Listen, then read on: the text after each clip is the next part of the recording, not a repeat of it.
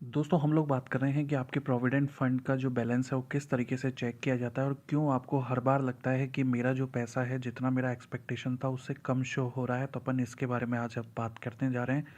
तो शुरुआत में दोस्तों अपन बात करते हैं एक व्यक्ति की यहाँ पे पासबुक शो हो रही है। तो जब भी वो व्यक्ति किसी भी तरीके से अपने प्लेटफॉर्म पे जब भी वो पैसा चेक करने जाएगा, चाहे उसको ईपीएफओ से मैसेज आएगा या कहीं और वो अपना बैलेंस चेक करेगा, तो उसको जो इस केस में पैसा शो होगा वो इन दोनों का टोटल यहाँ पे शो होगा, यानी कि 33,105 और 10,116 इसका टोटल यहाँ पे शो होगा, जो कि लगभग 44,220 के आसपास यहाँ पे कुछ निकल कर के आएगा। तो वो एक्सपेक्ट यहाँ पे कर रहा होगा 66,000 के आसपास। क्यों? क्योंकि उसको ये पता है कि मैंने यहाँ पे पैसा दिया है 33,000, 33,000 ही मेरी कंपनी ने कंट्रीब्यूट किया है, तो टोटल हो गया 66,000। लेकिन जब भी वो पासबुक चेक करेगा तो उसको हमेशा यहाँ पे 43,000 कुछ नज़र आएगी। तो उसका कारण क्या है दोस्तों? कंपनी ने तो बाकायदा 33,000 ही कंट्रीब्यूट किया है, लेकिन उसका कुछ हिस्सा उसने पेंशन फंड में कंट्रीब्यूट कर दिया है। और जब भी आप अपना पीएफ का बैलेंस शो करते हैं या पीएफ का बैलेंस जब भी आपके सामने आता है, वो पेंशन कंट्रीब्यूशन का पैसा उसमें शो नहीं होता है, वो सिंपल आपका कंट्रीब्यूशन का पैसा ही शो होता है। तो आप हमेशा ध्यान रखिए जब भी आप पीएफ का बैलेंस चेक करें तो आपका जो एग्जैक्ट बैलेंस जो शो हो रहा है, हकीकत में उससे ज़्यादा का पैसा आपके पीएफ अकाउंट में पड़ा हुआ है। तो ये आपको क्लियर कर लेना है कि यहाँ पे जो पैसा आएगा वो पेंशन फंड का शो नहीं होगा, बाकी सारा पैसा यहाँ पे शो होगा जो कि आप विड्रॉल कर सकते हैं। पेंशन फंड क्या है वो तो आपने मेरे सेपरेट वीडियो में देख ही लिया होगा। इसमें मैं सिर्फ बता रहा हूँ, अब आप जब भी आपका बैलेंस चेक कर रहे हैं तो आप ये मान के करिए कि आपका कंट्रीब्यूशन प्लस कंपनी का कंट्रीब्यूशन दोनों मिला के आएगा, लेकिन पेंशन कट के आएगी, ये ज़रूर ध्यान रखिएगा। दूसरी बात है दोस्तों कि जैसा मैंने बताया आपको कि जो पेंशन फंड है वो एम्प्लॉय एम्प्लॉयर दोनों का पैसा शो हो रहा है, लेकिन पेंशन फंड का पैसा वहाँ पे नहीं आ रहा। तो कन्फ्यूजन आपका क्लियर हो गया होगा। तीसरी चीज़ आती है दोस्तों, जैसा कि यहाँ पे पासबुक में आप देख रहे हैं कि यहाँ पे जो ओवरऑल डिपॉजिट है उसके अंदर आपका इंटरेस्ट भी जुड़ा हुआ आता है। तो इंटरेस्ट जैसे ही गवर्नमेंट ऑफ इंडिया ने दिया ये यहाँ पे आकर के आपके ऐड हो जाएगा, तो आपको वहाँ कंफ्यूज नहीं होना है, इंटरेस्ट भी आपका शो होएगा। जैसे ही इंटरेस्ट आपका आकर के ऐड हुआ वहाँ से आपका पैसे में इंटरेस्ट शो होने लगेगा। तो आप ये ज़रूर ध्यान रखिए, इंटरेस्ट जो भी मिलता है वो उस फाइनेंशियल ईयर के आखिरी दिन तक का मिलता है।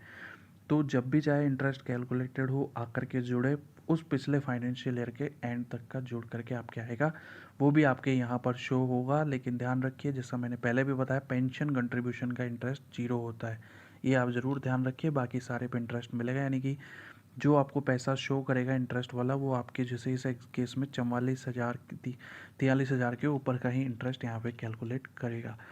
अब बात आती है दोस्तों कि मेरे को इसको चेक कैसे करना है। तो अगर आपका ईपीएफओ में रजिस्टर्ड मोबाइल नंबर है तो आप सिंपली एक फ़ोन नंबर है 01122901406, इस पर मिस कॉल दे दीजिए। आपके अकाउंट में का जो भी पैसा है वो आपके तुरंत मैसेज के अंदर आ जाएगा। ईपीएफओ की पासबुक साइट पे भी देख सकते हैं, उमंग ऐप पे भी देख सकते हैं, और भी कई तरीके हैं एसएमएस करने के वगैरह के, पर सिंपल तरीका आपका मिस कॉल वाला है। लेकिन ध्यान रखिए, अगर आपका मिस कॉल जिस नंबर से दे रहे हैं वो ईपीएफओ के पास में रजिस्टर होना चाहिए आपके उस पीएफ अकाउंट के साथ में। अगर नहीं है रजिस्टर तो आपके मैसेज नहीं आएगा, ये ध्यान रखिए। तो कईयों को लगेगा कि मेरा पैसा चढ़ रहा है नहीं चढ़ रहा, उसका पैसे मिस कॉल में शो नहीं करने का कारण आपका मोबाइल नंबर रजिस्टर्ड नहीं होना है, ये ध्यान रखिए। एक दूसरा दोस्तों, कई लोगों के पास मैसेज आता है कुछ इस तरीके का, उनका मैसेज जब भी वो भेजते हैं उसमें लिखा आ जाता है passbook not available this for this member ID as this pertain to exempted establishment, यानी कि ट्रस्ट के अंदर उनका पैसा जा रहा है। तो यहाँ पे व्यक्ति कंफ्यूज हो जाता है कि मेरा पैसा पीएफ के पास नहीं है, ट्रस्ट के पास है। ट्रस्ट दोस्तों, अब वैसे मैं इस पे सेपरेट वीडियो बनाऊंगा कि ट्रस्ट किस तरीके से एक्ट करते हैं, बट सिंपल भाषा में समझ लीजिए, ट्रस्ट एक ईपीएफओ की ही एक तरीके का सपोर्टिंग पावर है। बड़ी बड़ी कंपनियों जिसमें बहुत सारे एम्प्लॉय होते हैं, बहुत सारा उनका मैनेजमेंट रहता है, तो वो लोग क्या करते हैं, ईपीएफओ के जो भी नियम कायदे वगैरह चल रहे हैं, सारा इंटरेस्ट रेट सब मैनेज वगैरह, तो वो खुद के ट्रस्ट के अंदर करते हैं। इसमें सारे नियम कायदे जो ईपीएफओ के हैं सरकारी वो ही लगते हैं, लेकिन जो आपका पैसा वगैरह जो रखता है वो उस पर्टिकुलर कंपनी का ट्रस्ट रखता है। ये ध्यान रखिए, ट्रस्ट में जो पैसा है वो उसी हिसाब से बढ़ेगा जैसे कंपनी आपका, जैसे कि आपका ईपीएफओ बढ़ा रहा है उस पे सारे नियम वही लगेंगे जो कि ईपीएफओ के बाकी सब पे लग रहे हैं। बस फ़र्क इतना है, उसको मैनेज आपकी खुद की कंपनी कर रही है। और फ्यूचर में जब भी आप कंपनी को छोड़ देते हैं, चले जाते हैं, तो भी कोई समस्या नहीं है। वो पैसा आपका सरकार के पास ही है एक तरीके से। उस पे कंपनी का कोई हक नहीं है, कंपनी सिर्फ उसको मैनेज करने का काम कर रही है। तो ऐसे केस में जो उसकी पासबुक होगी वो ईपीएफओ की वेबसाइट पे शो नहीं होगी, वो आपको इसी तरीके से लिखा हुआ आएगा।